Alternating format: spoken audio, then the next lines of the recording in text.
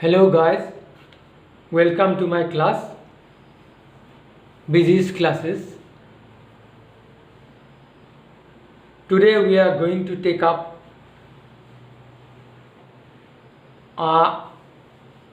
an important poem, a very beautiful poem by John Keats, a British romantic poet. The name of the poem is A Thing of Beauty. About the poet. John Keats was born in 1795 in London and he died in 1821 in Rome at a very young age of 25 years. Although trained to be a surgeon, Keats decided to devote himself wholly to poetry. Keats' secret, his power to sway and delight the readers, lies primarily in his gift for perceiving the world and living his moods and aspirations in terms of language. Keats is a poet of senses. His poetry delight our senses. He is noted for his sensual imagery in his poem.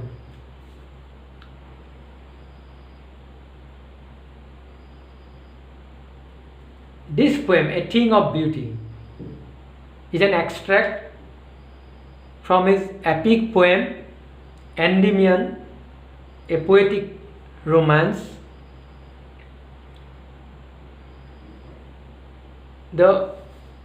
This epic poem is based on a Greek legend,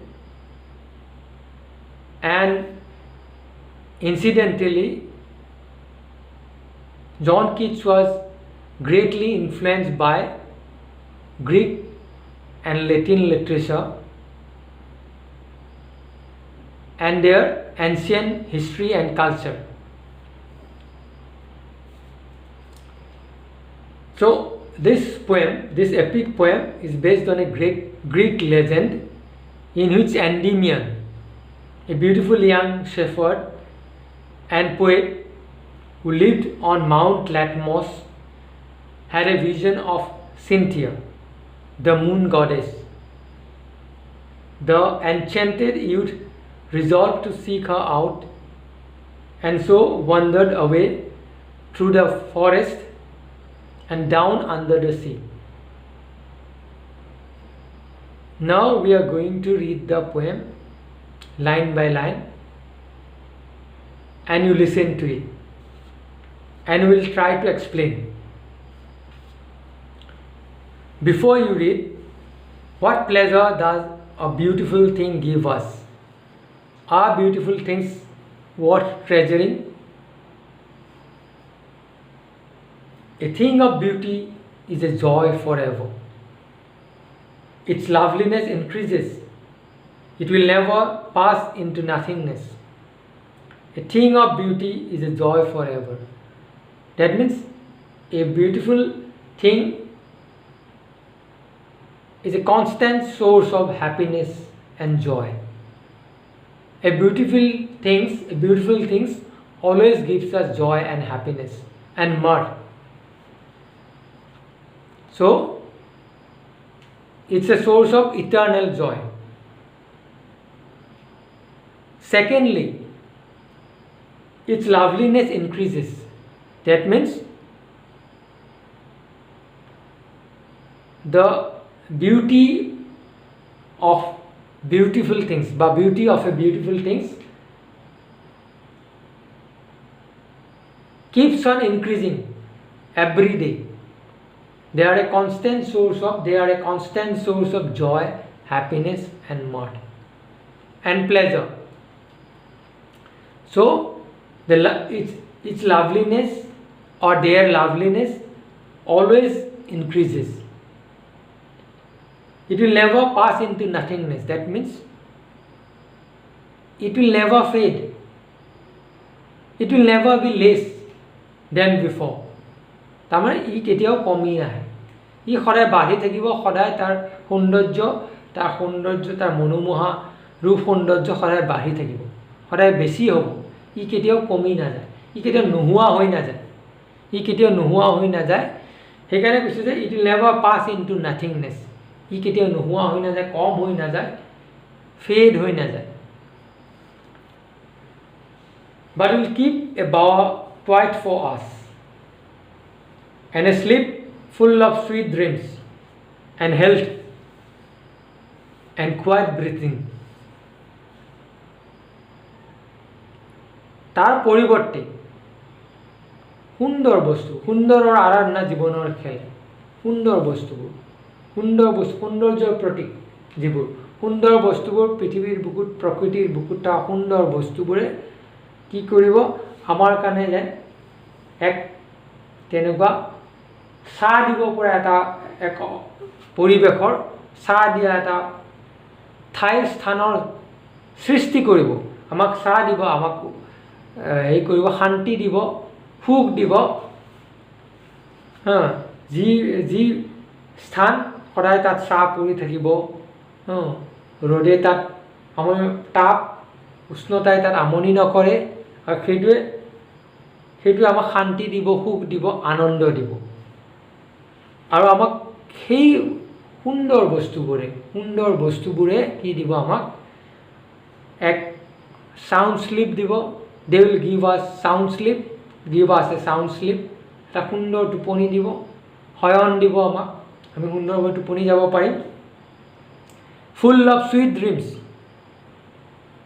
they will give আছ আ sound slip full of sweet dreams সুন্দৰ সপোনেৰে মধুৰ সপোনেৰে আনন্দপূৰ্ণ সপোনেৰে মধুৰ সপোনেৰে পৰিপূৰ্ণ এক আমাক কি দিব টোপনি দিব আমি সুন্দৰকৈ শুব পাৰিম আমাক and health and quit breathing আমাক তাৰোপৰি আমাক এটা সুন্দৰ কি দিব সুঠাম দেহ দিব স্বাস্থ্য দিব আৰু তাৰোপৰি আমাৰ উশাহ নিশাহতো এইবোৰে নিশ্চয় প্ৰভাৱ পেলাব আমাৰ উশাহ নিশাহ স্বাভাৱিক হ'ব উশাহ নিশাহ সুচাৰুৰূপে পৰিচালিত হ'ব আমাৰ উশাহ নিশাহবোৰো যিহেতু আমি প্ৰাকৃতিক পৰিৱেশত আমি এই সুন্দৰ বস্তুবোৰ ৰসাস্বাদন কৰিম উপভোগ কৰিম গতিকে আমাৰ উশাহ নিশাহ শ্বাস প্ৰশ্বাসো হ'ব নৰ্মেল নেচাৰেল আমি উত্তেজিত নহওঁ আমি শান্তিপূৰ্ণভাৱে বাস কৰিম গতিকে আমাৰ শ্বাস প্ৰশ্বাসো হ'ব নৰ্মেল এণ্ড নেচাৰেল গতিকে এইখিনি কথাই কৈছে therefore on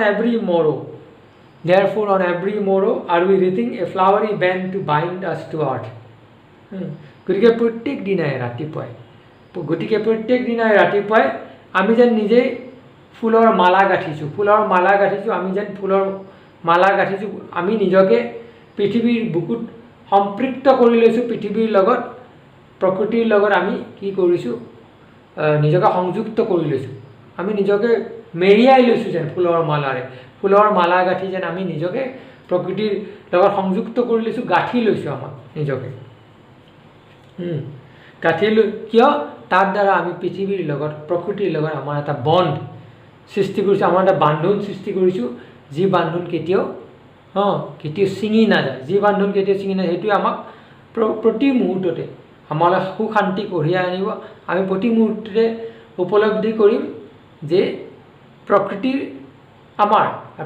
লগত একাত্মতা বোধ কৰিম প্ৰকৃতিৰ লগত আত্মীয়তা অনুভৱ কৰিম গতিকে আমি আমাৰ সুখ শান্তি আনন্দ আমাৰ দিনে দিনে বাঢ়ি যাব spite of despondence of the inhuman dirt of noble natures of the gloomy days of all the unhealthy and overdarkened ways made for our searching ইয়াৰ মাজতে কবিয়ে কৈছে যিবিলাক বস্তু আমাৰ কাৰণে যিবিলাক বস্তু এনেকুৱা পৃথিৱীত অকল এনেকুৱা সুখ আনন্দ বা হেৰিয়ে নাই ফূৰ্তিয়ে নাই এই ধুনীয়া সুন্দৰ বস্তুবোৰৰ লগে লগে আমাৰ কি আছে কিছুমান কুৎসিত বস্তু যিবিলাক অসুন্দৰ বস্তু আমাক আছে যিবোৰে আমাক সদায় আমনি কৰে আমাক দুখ দিয়ে আমাক কষ্ট দিয়ে আমাক সদায় নিৰানন্দ কৰি তোলে, আমাক অন্ধকাৰৰ অটল গহ্বৰলৈ আমাক ঠেলি দিয়ে। গতিকে তেনেকুৱাবিলাক কথাও কৈছে যে স্পাইট শব্দটো এনেকুৱা যে কাৰোবাক আমনি দিয়া, অস্বস্তি কৰা, অতিষ্ঠ কৰি তোলাটো, তেনেকুৱা ধৰণৰ পৰিৱেশ আমাৰ মাজত আছে, আমাৰ সমাজত আছে, মানুহৰ মাজত আছে। অফ ডেছপণ্ডেঞ্চ, যিবিলাক হোপলেছনেছ চিটুৱেশ্যন অফ হোপলেছনেছ, অৰ্থাৎ এনেকুৱা ধৰণৰ যি নৈৰাশ্যবাদী অৱস্থা এটা কি হতাশাগ্ৰস্ত অৱস্থা এটা আমাৰ মাজত আহে। আমাৰ মাজত of the inhuman doubt of noble natures, আমাৰ মাজত অমানৱীয়ভাৱে অভাৱ ঘটে। কিহৰ? ভাল মানুহৰ, মহৎ মানুহৰ, মহান প্ৰকৃতিগত মানুহৰ, মহান প্ৰকৃতি থকা মানুহৰ অভাৱ ঘটে। আমি সেইটো অনুভৱ কৰোঁ, প্ৰতিবাৰতে আমি অনুভৱ কৰোঁ, তেনেকুৱা ধৰণৰ অৱস্থাৰ সন্মুখীন হওঁ। আমাৰ মাজৰ পৰা মানৱতা হেৰাই যায়, মহত্ব হেৰাই যায়, তাৰ অত্যন্ত অভাৱ ঘটে। এই সুন্দৰ বস্তুবোৰৰ মাজতে এনেকুৱা ধৰণৰ বস্তুবিলাকো আছে, এনেকুৱা ধৰণৰ ঘটনাবিলাক, এনেকুৱা ধৰণৰ কথাবিলাকো আমি দেখোঁ দিনে ৰাতি। অফ গ্লুমি ডেজ, সেইবোৰ হ'ল আমাৰ কাৰণে অন্ধকাৰ দিনবোৰ। এই দিনবোৰ সম্পূৰ্ণৰূপে অন্ধকাৰেৰে পৰিপূৰ্ণ, আন্ধাৰেৰে পৰিপূৰ্ণ। এইবোৰ of the unhealthy and overdarkened ways, আৰু যিবিলাক ৰাস্তা, যিবিলাক পথ, যিবিলাক উপায় হ'ল অস্বাস্থ্যকৰ, যিবিলাক উপায় নেচাৰেল নহয়, প্ৰাকৃতিক নহয়, স্বাভাৱিক নহয়, অস্বাভাৱিক, অস্বাস্থ্যকৰ, আনহাইজিনিক, তেনেকুৱাবিলাক কথাও আমাৰ মাজত চলি থাকে। আৰু যিবিলাক হ'ল অত্যন্ত কি অন্ধকাৰেৰে পৰিপূৰ্ণ, অন্ধকাৰ জগতৰ বা অন্ধকাৰেৰে পৰিপূৰ্ণ, যিবিলাক স্বচ্ছ নহয়, যিবিলাক কথা স্বচ্ছ নহয়, যিবিলাক হিংসা, হত্যা, ঈৰ্ষা, অসূয়াৰে পৰিপূৰ্ণ, যিবিলাক কথা স্বচ্ছ নহয়, যিবিলাক অন্ধকাৰেৰে পৰিপূৰ্ণ, আন্ধাৰেৰে খিটমিটীয়া, ঘোৰ তমসাচ্ছন্ন, তেনেকুৱা ধৰণৰ পথবিলাক, তেনেকুৱা ধৰণৰ ৰাস্তাবিলাক, তেনেকুৱা ধৰণৰ সেইবিলাকে আমাক অত্যন্ত দুখ দিয়ে, আমাক অত্যন্ত নিৰানন্দ কৰি তোলে, আমাক কি কৰি তোলে? আমাক অত্যন্ত হতাশাগ্ৰস্ত কৰি তোলে, আমাক অত্যন্ত দুখ দিয়ে, কষ্ট দিয়ে। গতিকে কিন্তু তাৰ মাজতে আমি যদিহে তাৰ অনুসন্ধান কৰি এইবিলাক বস্তু পাওঁ জীৱনত মানুহৰ মাজত, মানৱ সমাজত এইবিলাক বস্তু আছেই আমাৰ মাজত, আৰু বেছিকৈহে আছে। কিন্তু yes, in spite of all, some shape of beauty moves away the pale from our dark spirits. কিন্তু এইবিলাক থকা সত্ত্বেও, এই সকলোবোৰ থকা সত্ত্বেও এনেকুৱা কিছুমান প্ৰকৃতিৰ সুন্দৰ ৰূপে, সুন্দৰ আকাৰে এনেকুৱা ঘন ঘোৰ আন্ধাৰৰ যি ছায়া, যি আন্ধাৰৰ এই ঢাকনি, সেইবোৰ যেন আমাৰ অন্তৰাত্মাৰ পৰা, আমাৰ মনৰ পৰা, আমাৰ আত্মাৰ পৰা সেইবোৰ যেন গুচাই দিয়ে, সেই আৱৰণখন গুচাই দিয়ে, ঘোৰ আন্ধাৰৰ আৱৰণ, ঢাকনিখন আমাৰ অন্তৰৰ পৰা, অন্তৰাত্মাৰ পৰা গুচাই আমাক আনন্দ সাগৰত অৱগাহন কৰিবলৈ সুবিধা দিয়ে, আমাক সুবিধা দিয়ে। সেইবিলাক উদাহৰণ দিছে কেনেকুৱা ধৰণৰ বস্তু পৃথিৱীত থকা কেনেকুৱা ধৰণৰ বস্তু, ধৰাৰ বুকুত থকা। Such the sun, the moon, trees old and young sprouting a shady boon.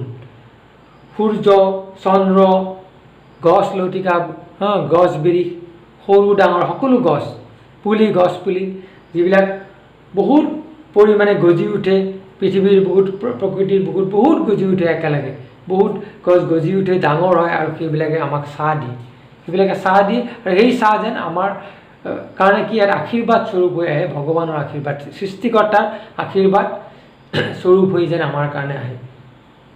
সেইটো যেন আমাৰ কাৰণে চেডি বুন মানে আশীৰ্বাদ, এটা গিফ্ট ফ্ৰম গড, এটা ব্লেছিং, এইটো যেন আমাৰ কাৰণে ব্লেছিং, এটা গিফ্ট ফ্ৰম গড, সৃষ্টিকৰ্তাৰ পৰা সেইটো যেন আৰু সেইটো কেনেকুৱা সেইটো এই যে আন্ধা এই যে আমাক চাহ দিয়ে মানে সকাহ দিয়ে আমাক সকাহ দিয়ে আমাক উপশম ঘটায় আমাৰ দুখ কষ্ট সেইটোৱে ইয়াত কৈছে ইয়াত সেইটো কথাই কৈছে ইয়াত ফৰ চিম্পল শ্বিপ ইয়াত উদাহৰণ ভেড়াৰ উদাহৰণ লৈছে ভেড়াৰ উদাহৰণ লৈছে ফৰ চিম্পল ভেড়াবিলাক একেবাৰে নিৰীহ চিম্পল সহজ সৰল ভেড়াৰ জাত সহজ সৰলভাৱে ইহঁতে একেবাৰে নিমাখিত প্ৰাণী কিন্তু তাতে সকলো জীৱ জন্তুকে কথাকে কবিয়ে বুজাইছে যে আমাৰ সকলোৰে কাৰণে ঈশ্বৰে সৃষ্টি কৰা প্ৰকৃতিৰ জৰিয়তে এনেকুৱা এটা ব্লেছিংছ এনেকুৱা এটা আশীৰ্বাদ এনেকুৱা এটা গিফ্ট আমাক দিছে যিটো গিফ্ট আমি যাৰ দ্বাৰা আমি কি কৰোঁ যাৰ দ্বাৰা আমি যাৰ ছাত আমি জিৰণি লওঁ যাৰ পৰা আমি উপশম পাওঁ সকাহ পাওঁ আমাৰ দৈনন্দিন এইবিলাক দুখ কষ্টৰ পৰা দৈনন্দিন যন্ত্ৰণাৰ পৰা বিৰাম পাওঁ তাৰ পৰা সকাহ পাওঁ এণ্ড ছাচ আৰ ডেফোডিলছ আৰু ডেফোডিল ফুলৰ কথা কৈছে ইমান সুন্দৰ ফুল ডেফোডিল ফুলৰ বিষয়ে উইলিয়াম ৱৰ্ডছতেও কবিতা লিখিছে দ্য ডেফোডিলছ বুলি অতি সুন্দৰ ফুল হালধীয়া ৰঙৰ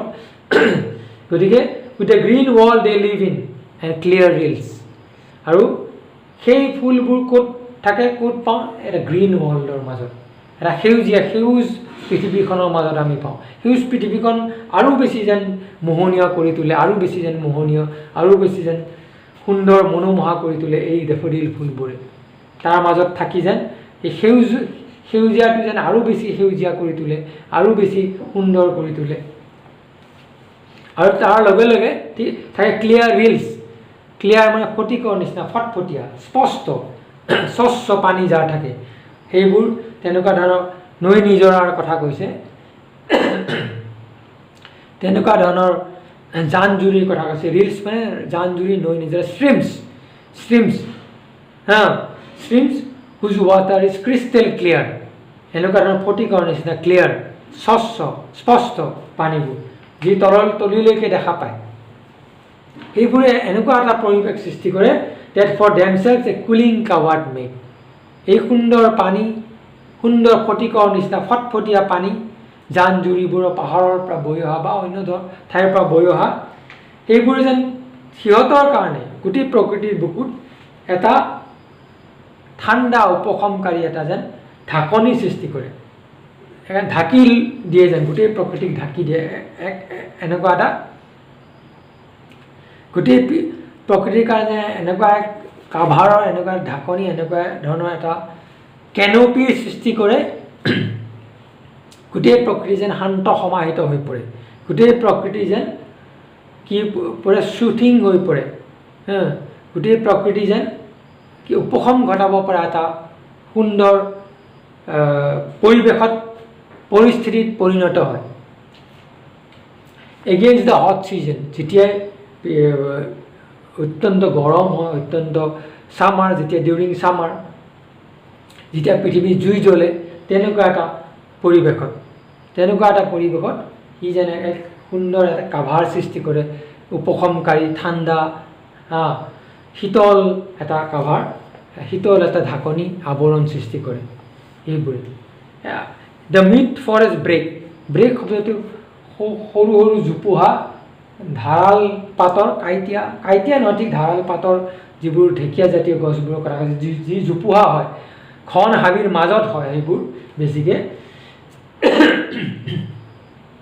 rich with a sprinkling of fair musk roses blooms আৰু সেইবোৰ এনেকুৱা ঐশ্বৰ্যশালী সম্পদশালী হৈ পৰে যে চাৰিওফালে যেনে সুন্দৰ আঁতৰৰ গোন্ধ সুন্দৰ সুগন্ধি আঁতৰৰ ছটিয়াই দিয়ে যেন চাৰিওফালে গোটেই হাবিটোৰ মাজতে যেন প্ৰকৃতিৰ মাজতে যে সুন্দৰ আঁতৰৰ সুগন্ধি চাৰিওফালে ছটিয়াই দিয়ে কিহৰ ফেয়াৰ মাস্ক ৰ'জ ব্লুমছ অৰ্থাৎ যিবোৰ প্ৰস্ফুটিত হয় কস্তুৰী গোলাপ সুত বগা কস্তুৰী গোলাপৰ সুন্দৰ সুগন্ধি আঁতৰৰ দৰে সুগন্ধি চাৰিওফালে যেন বিয়পাই দিয়ে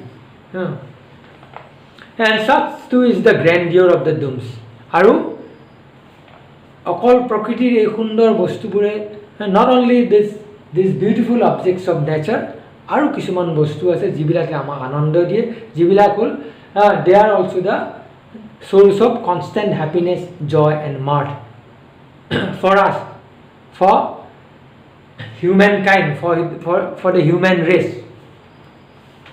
সেইবোৰ হ'ল মহৎ লোকৰ জীৱন, তেওঁলোকৰ বাণী, তেওঁলোকৰ লেখা মেলা, তেওঁলোকৰ কিতাপ পত্ৰ, তেওঁলোকৰ জীৱনৰ কাহিনী, তেওঁলোকৰ বিৰচিত সংগ্ৰামৰ কাহিনী, সেই সকলোবোৰ। সেইকাৰণে কৈছে যে such too is the grandeur of the dooms. Dooms মানে doomsday, মৃত্যুৰ দিনা শেষ দিনটো, জীৱনৰ শেষ দিনটোৰ কথা কৈছে। মৃত্যুৰ দিনাও তেওঁলোকে গৰিমাময় হৈ পৰে, মহিমামণ্ডিত হৈ পৰে, মায়কমৰে পৰিপূৰ্ণ তেওঁলোকৰ মৃত্যুটো। সেইকাৰণে কৈছে যে কবিয়ে কৈছে মৃত্যুটো এটা শিল্প, জীৱনৰ কঠিন শিলতকথা নিৰ্লোভ ভাস্কৰ্য, অৰ্থাৎ তেওঁলোকৰ মৃত্যু মাহাত্ম্যৰে পৰিপূৰ্ণ, মহিমামণ্ডিত। কাৰণ তেওঁলোকে জীৱনত তেওঁলোকে কৰা ছেক্ৰিফাইচবোৰ, ত্যাগবোৰ, তেওঁলোকে কৰা বীৰত্বৰ কাহিনীবোৰ, তেওঁলোকে কৰা সংগ্ৰামবোৰ, সেইবোৰে আমাক অনুপ্ৰাণিত কৰে, আমাক আনন্দ দি, সেইবোৰে আমাক ৰাস্তা দেখুৱাই সেই পথেৰে বাট বুলিবলৈ আমাক আগুৱাই দিয়ে। গতিকে সেইকাৰণে আমি সেইসকলৰ কাৰণে তেওঁলোকৰ মৃত্যু অত্যন্ত পাৱাৰফুল, মাইটি ডেড, তেওঁলোকৰ মৃত্যু আনকি অত্যন্ত কি পাৱাৰফুল, অত্যন্ত প্ৰভাৱশালী, অত্যন্ত শক্তিশালী। তাৰ অৰ্থ হ'ল তেওঁলোকে মৃত্যুটো আনকি মহিমামণ্ডিত, গৰিমাময়। An endless fountain of immortal drink pouring unto us from the heavens brink. আৰু কৈছে কবিয়ে যে সেই সকলোবোৰ মিলি যেন ঈশ্বৰৰ, ভগৱানে যেন হেভেন্স ব্ৰিংক বুলি কওঁতে দ্য ড'ৰ টু হেভেন, অৰ্থাৎ ভগৱানৰ যেন দুৱাৰ। আমি ক'ত বিশ্বাস কৰোঁ যে স্বৰ্গত ভগৱান বাস কৰে। We believe that the heaven is such a place where God himself lives. গতিকে ভগৱানৰ দুৱাৰমুখৰ পৰা যেন আমাৰ কাৰণে এনেকুৱা অমৃত সুধা আমালৈ সদায় বৰষুণৰ নিচিনাকৈ সদায় পঠিয়াই আছে। এণ্ডলেছ ফাউণ্টেইন, এণ্ডলেছ মানে সীমাহীন, যাৰ কোনো বিৰাম নাই, বিৰামহীনভাৱে, যাৰ কোনো শেষ নাই। সি অন্তহীন এনেকুৱা জান জুৰিৰ ৰূপত, এনেকুৱা অন্তহীন জুৰি বা নিজৰাৰ ৰূপত আমাক অমৃত সুধা আমাক ভগৱানে যেন ভগৱানৰ দুৱাৰমুখৰ পৰা আমাৰ হেৰিলৈ প্ৰকৃতিৰ বুকুলৈ এৰি দিছে, যেন আমাৰ হেৰিৰ পৰা প্ৰকৃতিৰ ভগৱানৰ স্বৰ্গ যেন উপচি পৰিছে এনেকুৱা অমৃত সুধাৰে, আৰু সেইবোৰ যেন পাৰ ভাঙি বাগৰি পৰিছে। হেভেন্স ব্ৰিংক মানে পাৰ, হেভেনৰ সেইটো যেন অমৃত সুধাৰ এক সাগৰৰ পাৰ ভাঙি যেন আমাৰ পৃথিৱীলৈ এই বিভিন্ন ৰূপত, প্ৰকৃতিৰ সুন্দৰ বস্তুবোৰৰ ৰূপত, লগতে আমাৰ মহান আত্মাবোৰৰ জীৱনৰ কাহিনীৰ ৰূপত, তেওঁলোকৰ লিখা মেলা, তেওঁলোকৰ হিৰ'ইক এক্সপ্লইটছবিলাকৰ কাৰণে, তেওঁলোকৰ হিৰ'ইক টেলছবিলাকৰ ৰূপত আমাৰ মাজলৈ যেন সেইবোৰ অনপৰতে বিৰামহীনভাৱে, অন্তহীন নিজৰাৰ নিচিনাকৈ যেন আমাৰ মাজত অমৃত সুধা পৰি আছে, আমাৰ পৃথিৱীত বৰষুণৰ নিচিনাকৈ। আমি সেইবোৰ পান কৰি আমি নিজেই ধন্য হৈছোঁ, আমাৰ নিজৰ জীৱন ধন্য কৰিছোঁ, আৰু গোটেই পৃথিৱীখনো গোটেই মানৱ জাতি এনেকুৱা ধৰণৰ সৌন্দৰ্যৰ আকৰৰ কাৰণে ধন্য হৈ পৰিছে। গতিকে এইখিনিয়ে মূল কথা এই কবিতাটোৰ। এই কবিতাটো অত্যন্ত সুন্দৰ কবিতা, ফুল অফ চেঞ্চুৱেল ইমেজেৰী, যিটো হেৰিৰ ক্ষেত্ৰত থাকে জন কিটছৰ কবিতা। ইয়াতে আমি এই কবিতাটো, ইয়াৰ আলোচনা ইয়াতে সামৰিছোঁ। ইয়াৰ পাছত আমি ইয়াৰ কুৱেশ্যন আনচাৰ্ছবোৰ ডিছকাছ কৰিম, নহ'লে মোৰ যিটো গুগল ক্লাছৰুম তাত তোমালোকে জইন কৰিবা। গুগল ক্লাছৰুমত আমি ইয়াৰ কুৱেশ্যন আনচাৰবোৰ ডিটেইল আকৌ তাত দিম, নহ'লে বা কিবা প্ৰব্লেম থাকিলে আমি নেক্সট ক্লাছত ইয়াৰ বিষয়ে আকৌ এক্সপ্লেনেশ্যন বা এনালাইচিছ কৰিম, আকৌ পুনৰ আলোচনা কৰিম আমি। গতিকে আজি ইয়াতে আমি সামৰিছোঁ ক্লাছটো। নেক্সট ক্লাছত তোমালোকক পুনৰ লগ পাম। See you then, good bye and thank U.